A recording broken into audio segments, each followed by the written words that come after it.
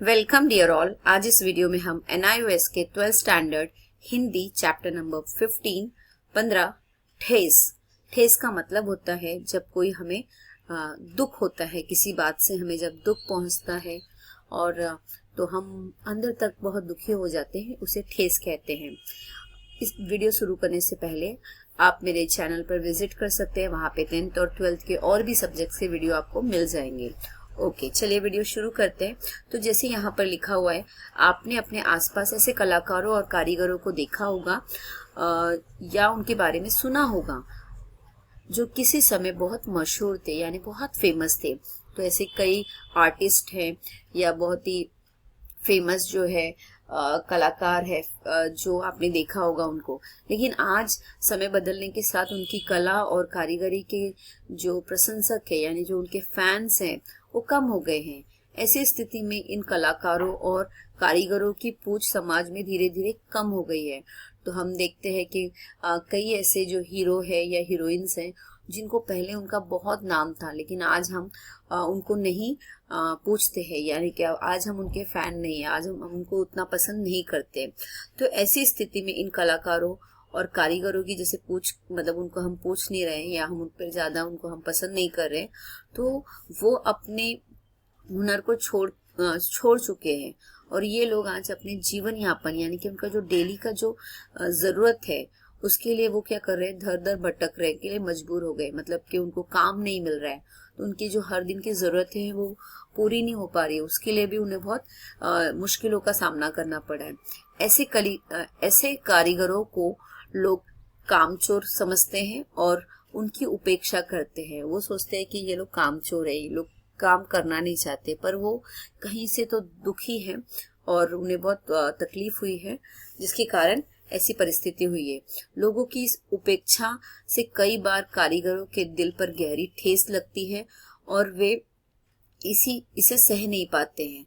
यानी कई बार वो लोग बहुत ही हताश, निराश, डिप्रेस हो जाते हैं। यह कहानी सिरचन नाम के एक ऐसे ही कारीगर की है जिसे एक परिवार के धुतकार से गहरी ठेस लगती है। धुतकार यानी कि उसको बुरा भला कहने से, या उनका व्यवहार इस तरीके से था कि जिसके कारण वो उसे अंदर तक बहुत तकलीफ पहुंचती है, दुख होता है। इसके बावजूद वो इतना मानवीय है कि बिना दाम लिए, यानी कि बिना कोई कीमत लिए अपनी कारीगरी से सारी चीजें बनाकर इस परिवार की ससुराल जाती हुई मनु को स्टेशन पर देकर आता है। कारीगरी का मतलब है कि जो वो काम कर रहा है, जो उसका हुनर है, जो उसका टैलेंट है, तो वो जो बनाने का कला है उसके पास है, वो बनाकर वो मनु को स्टेशन पर देकर आता है। यह सिरचन कैसा कारीगर है, हम इसमें देखेंगे। कहानीकार कारीगर के प्रति सम्मान प्रदर्शित करते हैं। तो ये जो कहानी है, इसमें हम जो आर्टिस्ट है या जो एक्टर्स हैं या जो भी जिनके अंदर कोई टैलेंट है, उनको रिस्पेक्ट देने की बात कही गई है, उनको सम्मान देने की बात कही गई है। और यह भी चिंता व्यक्त करते हैं कि ऐसे कारीगरों की उपेक्षा हो रही है। यानी कि वो एक टॉपिक या एक मुद्दा हमारे सामने रखते हैं कि आज संसार में हम ऐसे कई टैलेंटेड लोग हैं या जो है कारीगर है या आर्टिस्ट है जिनकी उपेक्षा हो रही है, जिन्हें कोई सम्मान नहीं मिल रहा है। फिर दूसरी बात है कि ग्रामीण समाज के भेदभाव को प्रस्तुत करते हैं। यानी हम गांव वगैरह में देखते हैं तो बहुत ज्यादा भेदभाव किया जाता है, ऊंच नीच, छोटी जाति, बड़ी जाति, इस तरीके का जो है व्यवहार होता है। गरीब वर्ग की उदात्त भावना को भी बाखूबी प्रस्तुत किया गया है। यानी कि जो गरीब होते हैं तो उनकी जो भावनाएं होती है यहाँ पर बहुत ही अच्छे से फणीश्वर नाथ रेणु ने प्रदर्शित किया है या प्रस्तुत किया है। और उसमें संवेदनशीलता और करुणा का भाव विद्यमान है। संवेदनशीलता का मतलब हम एक दूसरे को समझना है, एक दूसरे को समझने का भाव यहाँ पे दिखाया गया है। आइए इसकी कथा वस्तु हम देखते हैं। कहानी आप पढ़ सकते हैं, मैं आगे का कथा वस्तु एक्सप्लेन करती हूँ। कहानी किसी गांव देहात में कारीगर का काम करने वाले सिरचन की है। सिरचन के हाथ की कारीगरी का उस पूरे इलाके में कोई जोड़ नहीं था। मतलब कि वो बहुत ही अच्छा कारीगर था, सबसे बेस्ट कारीगर था।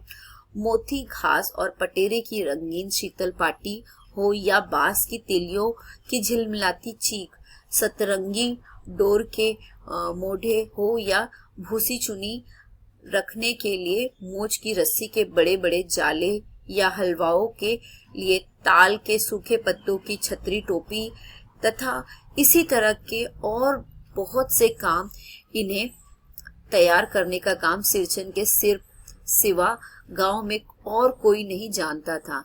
यानी कि यहाँ पर मैंने जो जो पढ़ा वो सारी चीजें जो है सिरचन, वो कारीगर था, वो बहुत ही बाखूबी से या बहुत ही अच्छी तरीके से बनाता था और पूरे गांव में उसके जैसा बनाने वाला कोई नहीं था।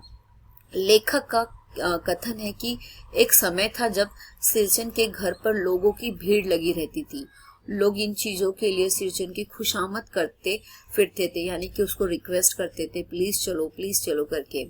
लेकिन समय बदलने के साथ धीरे धीरे इन चीजों की कद्र करने वालों की संख्या बहुत कम हो गई। सिरचन की कारीगरी को पहचानने वाले कम होते गए। कारीगरी के इन कामों को लोग बेकाम का काम समझने लगे। लोग पैसे देने की जरूरत भी नहीं समझते थे, बल्कि भरपेट खाना खिलाकर एक आधा पुराना कपड़े देकर ही इन चीजों को बनवा लेते थे। यानी कि वो लोग सोचते थे कि जो है खाना खिला दिया और कुछ पुराना कपड़ा दे दिया तो काम करवा लेंगे। सिरचन कारीगर था, उसका मन कारीगरी के अलावा किसी दूसरी चीज में नहीं रमता था, यानी उसको दूसरा कोई काम करना पसंद ही नहीं आता था। खेतों में मजदूरी करना तो उसे बिल्कुल नहीं भाता था, उसको बिल्कुल भी पसंद नहीं था। इसलिए लोग खेत में मजदूरी करने के लिए उसे नहीं बुलाते थे। उसके स्वभाव और हुनर को ना समझ पाने के कारण लोग उसे कामचोर, मुफ्तखोर और चटोरा समझते थे। लेकिन वह ऐसा बिल्कुल नहीं था। वह अपनी कारीगरी का काम हमेशा ही मेहनत और मन लगाकर करता था। काम करते हुए उसका मन काम में ऐसे रम जाता था, यानी कि वो इस तरीके से उसमें इतना ज्यादा वो इंटरेस्ट से काम करता था कि उसमें जरा कोई भी बाधा पड़ने पर वह तुरंत गुस्से से तुरंत लाल हो जाता था। वह शाब्द कहता था, सिरचन मुंह जोर है, कामचोर नहीं। यानी कि वो मुंह जोर है, यानी कि वो उल्टा जवाब दे देता है या फटाफट बोल देता है, कुछ भी बोल देता है, लेकिन कामचोर नहीं, यानी कि वो काम अपना पूरा ईमानदारी से करता है। अर्थात मुंह से कड़वा भले ही बोल दे, लेकिन काम से जी चुराना वह कभी नहीं जानता। उसकी यह बात बहुत से लोगों को अच्छी नहीं लगती थी। वह यह बात गांव में हर कोई जानता था कि सिरचन स्वादिष्ट खाना खाने का जितना शौकीन था उतना ही स्वाभिमानी भी था। अपनी उपेक्षा, अनादर वह सह नहीं पाता था, यानी कि उसका कोई डिसरिस्पेक्ट करे उसको बिल्कुल पसंद नहीं था। और स्वाभिमानी यानी कि वो अपने स्वाभिमान, अपना रिस्पेक्ट, सेल्फ रिस्पेक्ट रखता था। कहानी में ऐसे कई प्रसंग आए जहाँ सिरचन खाने को लेकर तीखा व्यंग करता है, यानी कि वो खाने का शौकीन है पर उसको अपना सेल्फ रिस्पेक्ट बहुत है। कहानी के शुरू में ही सिरचन ब्राह्मण टोला के पंचनन्ना चौधरी के छोटे लड़के को इस बात के लिए खूब खरी खोटी सुनाता है, यानी उसको बहुत बातें सुनाता है कि तुम्हारी भाभी कड़ी में इमली का रस डालती है और सब्जी नाखून से फूटकर बहुत कम परोसती है। कहानी में सिरचन आगे एक जगह और महाजन टोली के भज्जू महाजन की बेटी से भी व्यंग में कहता है कि सिर्फ खेसरी का सत्तू खिलाकर दो दो पटेर की पाटियों का काम तुम्हारी माँ ही करा सकती है। बाबूनी कथावाचक और उसकी माँ सिरचन के इस स्वभाव और व्यवहार को अच्छी तरह जानते हैं कि वह खाने पीने का शौक है। इसलिए सिरचन को देखकर कथावाचक की माँ कहती है, आओ सिरचन, आज नैनो मत रही थी तो तुम्हारी याद आई। घी की डाटी के साथ चूड़ा तुमको बहुत पसंद है ना।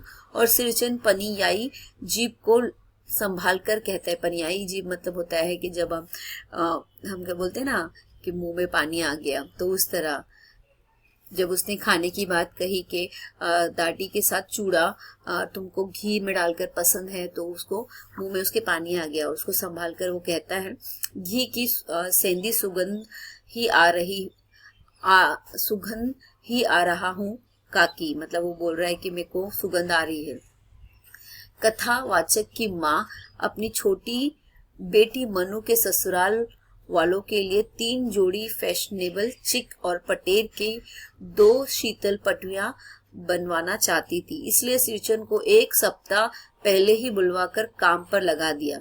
साथ ही लालच भी दिया है कि इस बार नई धोती दूंगी, असल मोहर छाप वाली। सिरजन अपने काम में खूब मन लगाकर जुट जाता है, उसे किसी दूसरी चीज की सुगंध नहीं रहती, लेकिन जैसे ही उसकी निगाह पास पड़े सूप पर पड़ती है तो उसमें रखे चिवड़ा और गुड़ के एक सूखे ढेले को देखकर वह मुंह बना लेता है। सिरचन को दिए गए इस कलेवे को देखकर कथावाचक बेचैन और परेशान होकर जब माँ से पूछता है तो माँ अपने को इस घटना से अनजान बताती हुई मंझली बहू को थोड़ी बूंदियां सिरचन को देने के लिए कहकर दूसरे काम में व्यस्त हो जाती है। सिरचन पर पहले से चिड़ी हुई मंझली बहू जब एक मुट्ठी बुनिया सिरचन के सामने रखे सूप में फेंक कर जैसे ही जाती है, सिरचन व्यंग करते हुए कहता है, मंझली बहुरानी अपने मायके से आई हुई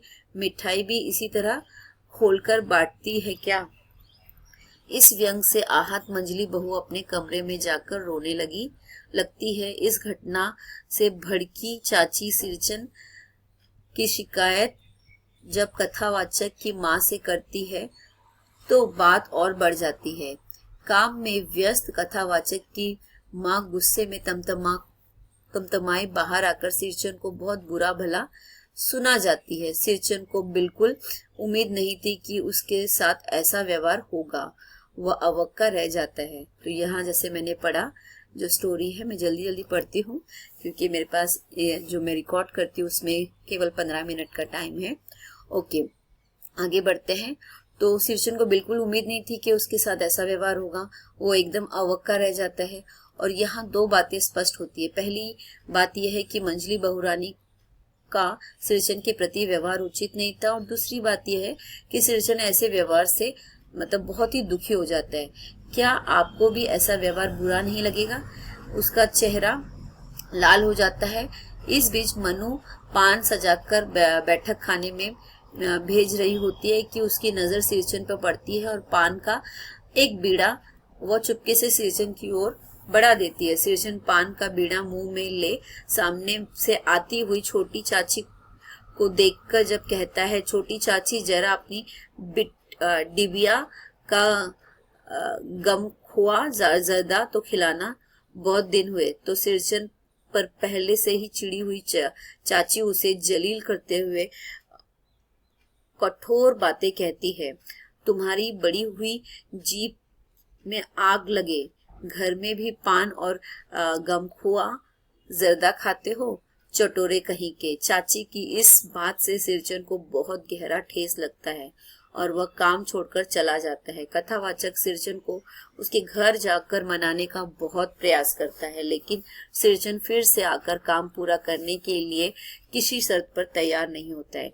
इसी बीच मनु की विदाई का दिन आ जाता है। मनु दुखी मन से आधा अधूरा बना चिक अपने साथ लेती है। इस अधूरे बने चिक को देखकर कथावाचक का मन सिरचन के प्रति कड़वाहट से भर जाता है। कथावाचक मनु के साथ ससुराल जाने के लिए जब गाड़ी पर चढ़ जाता है तो उसकी नजर प्लेटफॉर्म पर दौड़ते सिरचन पर पड़ती है और वो देखकर कि सिरचन पीठ पर शीतल पाटी चिक एक जोड़ी असली लदे दौड़ा चला आ रहा था। सभी सामान गाड़ी के अंदर चढ़ाकर सिरचन रेल की खिड़की के पास खड़े होकर मनु से कहता है, ये मेरी ओर से है। और मनु जब मोहर छाप वाली धोती का काम निकालकर सिरचन को देने लगती है तो सिरचन जीभ को दांत में से काट कर हाथ जोड़ लेता है, जैसे कह रहा हो, मैं अपने मन से दे रहा हूँ, इसकी कोई कीमत नहीं। तो ये स्टोरी आपने समझी, ये बहुत ही खूबसूरत स्टोरी है एक कलाकार के लिए। इसका आगे की जो बातें हैं हम अगले पार्ट में पढ़ें, अगले जो इसका नेक्स्ट पार्ट में जो सिखाऊंगी उसमें पढ़ेंगे। Thank you.